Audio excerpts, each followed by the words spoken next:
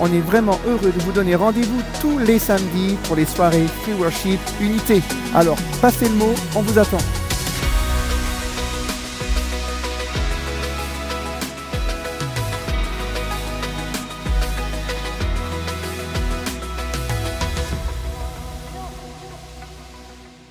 Ne ratez pas votre programme tous les mercredis.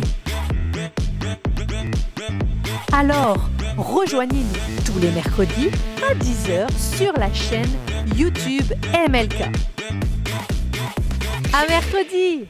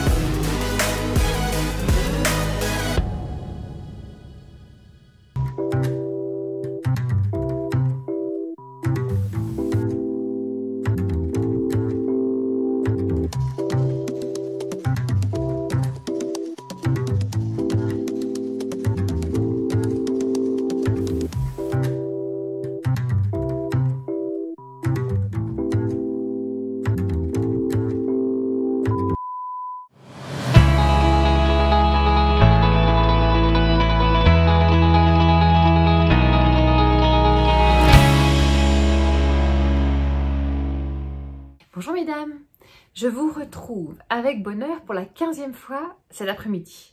Si vous regardez en live, nous sommes au début de l'été 2020, début du mois de juillet.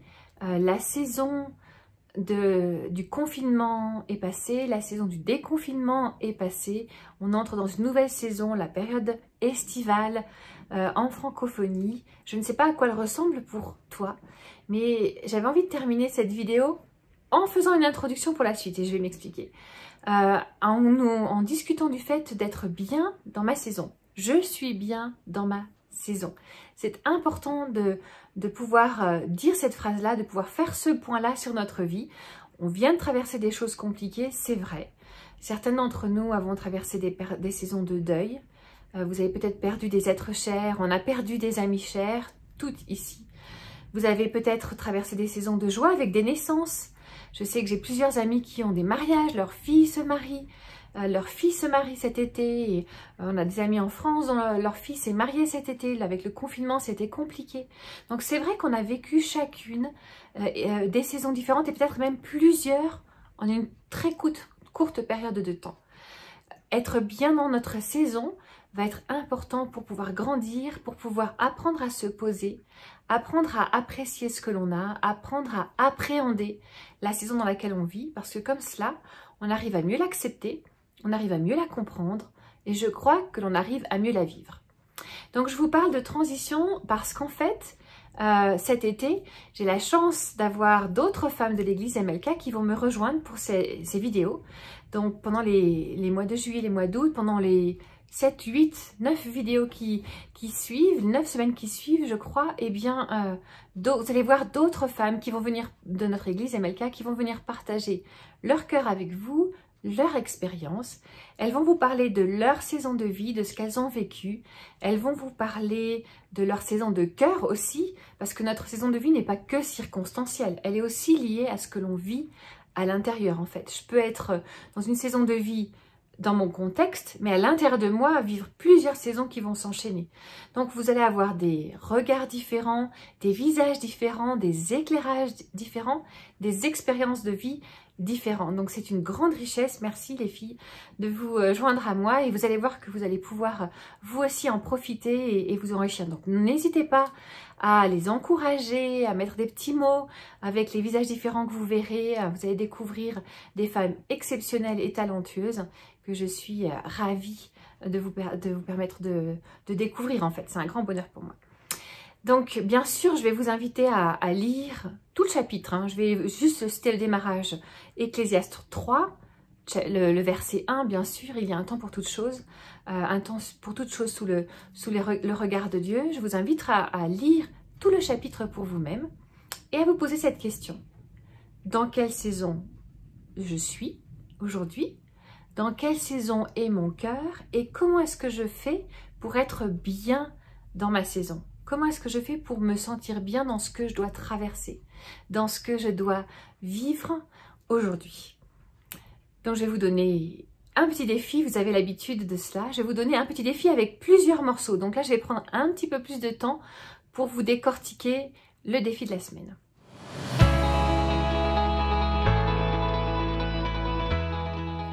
Le défi de la semaine va être constitué de plusieurs morceaux.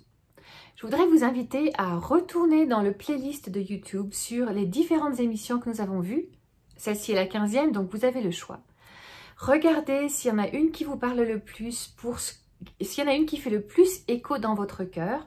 Vous voyez les titres, c'est que 10 minutes, donc vous pouvez scanner pour voir un petit peu si ça vous parle. Mais essayez de retrouver des éléments dans nos 10 minutes qui vont parler à votre cœur, qui vont pouvoir mettre des mots sur la saison dans laquelle vous êtes et dans laquelle vous vous sentez à l'intérieur.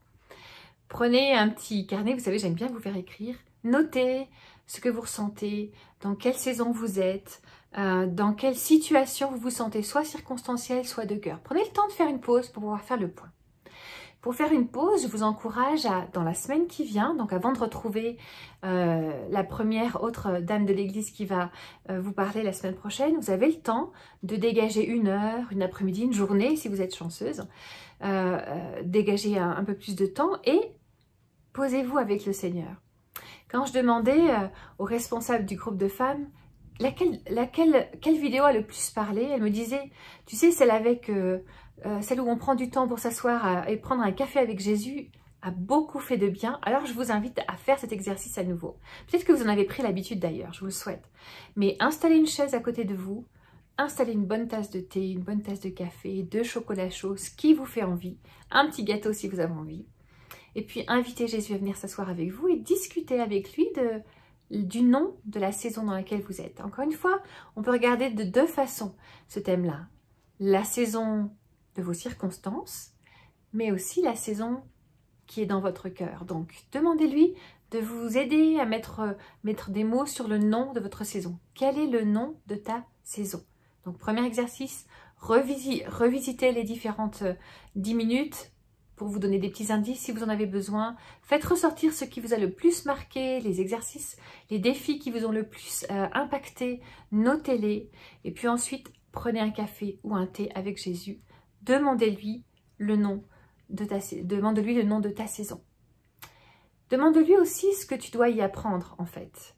Ça, c'est une des grandes clés pour bien traverser la saison. Dieu permet les saisons que nous traversons, même si c'est vrai, hein, des fois on ne comprend pas, vous m'avez entendu le dire, nos pourquoi seront répondus au ciel. Mais pour quoi? Pour quel objectif? Demande au Seigneur qu'est-ce que tu dois apprendre dans cette saison. Note-le, pense-y, réfléchis-y, discute-en avec lui. Ok, quel est le point que je dois apprendre? Est-ce que je dois apprendre la patience? C'est quelque chose que ma sœur Ruth a dit souvent. Tu sais, moi la patience, je l'ai apprise dans plein de saisons de ma vie. Moi, j'ai du mal à l'apprendre. Elle, c'est une experte. Mais oui, peut-être que c'est la patience que tu dois apprendre. Peut-être que c'est le fait de dire merci et de pouvoir reconnaître les petites choses qui sont autour de toi. Peut-être que c'est de lever tes yeux de ce qui t'arrive et de regarder autour de toi pour développer la compassion autour de toi. Je ne sais pas. Mais prends le temps de faire le point avec Dieu pour pouvoir le noter et puis bien mettre des mots sur ce que tu dois apprendre. Quand on comprend ce que l'on doit apprendre, on l'apprend mieux en fait. Des bons profs, et on a plein d'expertes au milieu de nous, mais les bons professeurs des écoles, etc., elles savent qu'il faut des objectifs de la leçon que l'on va apprendre, les expliquer bien clairement, savoir où on va, pour qu'on puisse acquérir les connaissances qui vont avec la leçon. Je voudrais vous aider à acquérir les connaissances qui vont avec votre saison, en fait. Donc prenez le temps de les regarder, de les évaluer, de les écrire, d'y penser. Et puis le dernier point, la dernière partie de mon défi va être de demander au Seigneur, ok, de quoi j'ai besoin pour pouvoir traverser cette saison? Est-ce que j'ai besoin d'une extra dimension, une extra dose de grâce qui vient de toi? Est-ce que j'ai besoin de passer plus de temps dans la louange? Est-ce que j'ai besoin de passer plus de temps avec des amis? Est-ce que j'ai besoin de passer plus de temps seul? est-ce que j'ai besoin de passer plus de temps à me reposer ou à lire tel ou tel ouvrage sur tel sujet, etc. De quoi est-ce que j'ai besoin pour pouvoir traverser cette saison au mieux? En prenant le temps de réfléchir à ça aussi, c'est comme si on voulait s'équiper en fait. Quand on doit apprendre à faire du pain, et tiens, je me suis brûlée en faisant du pain. Quand on doit apprendre à faire du pain, il faut les bons outils et puis savoir bien s'en servir. Donc il faut déjà rassembler le matériel, les conseils, les outils. Moi, j'avais peut-être besoin d'un peu plus de repos pour éviter de me brûler sur la grille de mon four brûlante. Vous voyez, il faut bien s'équiper. J'avais pas pris les manilles, en fait, j'avais pas pris les gants qui permettent de bien se protéger. J'aurais dû prendre les gants plutôt que juste des morceaux de tissu. Ça m'aurait évité de me brûler. J'avais pas le bon matériel pour sortir mon pain, qui était bon d'ailleurs, du four. Donc, de quel matériel avez-vous besoin? De quoi avez-vous besoin pour traverser cette saison? Je récapitule. Faites le point avec le Seigneur. Peut-être en vous aidant, en regardant à nouveau, en rescannant à nouveau les différentes 10 minutes que l'on vient de vivre ensemble pour voir les points qui ressortent, les défis qui ressortent, qui vous ont fait du bien. Prenez un café avec Jésus ou un thé. Demandez-lui le nom de votre saison aujourd'hui. Demandez-lui ce que vous avez besoin d'apprendre au travers de cette saison. Demandez-lui ce dont vous avez besoin pour traverser cette saison. Et je vous souhaite de passer un merveilleux été, que les semaines qui viennent devant vous puissent être enrichissantes, que vous continuiez à développer votre cœur, à grandir plus près du Seigneur. Et en tout cas, je vous retrouverai avec grand plaisir de l'autre côté de l'été. Voilà, je vous laisse en priant pour vous comme d'habitude. Seigneur, merci pour chacune de mes sœurs qui sont présentes. Merci pour ces amis qui se sont connectés. Seigneur, tu mets les mots qu'il faut sur la saison de leur vie, qu'elle soit dans leurs circonstances ou dans leur cœur, et tu les bénis. Seigneur, tu veux nous aider toutes à grandir, au traversant chacune de nos saisons, en appréciant même les moments difficiles, parce que tu es là, parce que dans les moments difficiles, ta grâce nous suffit.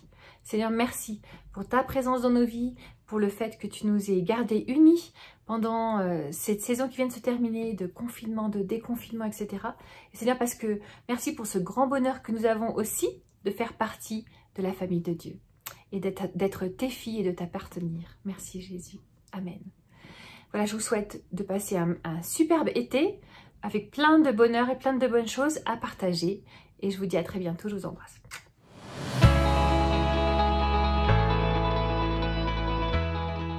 J'ai une petite nouveauté à vous annoncer.